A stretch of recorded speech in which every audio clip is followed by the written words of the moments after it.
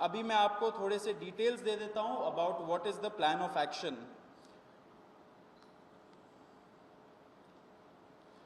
तो अभिजीत दिप्के जी 6 जून को आएंगे सुबह 8 बजे। वो लैंड करेंगे दिल्ली में एयरपोर्ट में। वहाँ पे ही has called upon his supporters to come to the airport and उनको रिसीव करें। एंड साथ में वहाँ से जितने लोग होंगे वांगचुक जी के साथ सब पार्लियामेंट स्ट्रीट पुलिस स्टेशन जाएंगे। वहाँ पे पुलिस के पास जाके we will ask for permission to protest at Jantar Mantar. Jantar Mantar एक डेजिग्नेटेड प्रोटेस्ट साइट है एंड हम लोग वहाँ पे जाना चाह रहे हैं, तो all of us will be going there.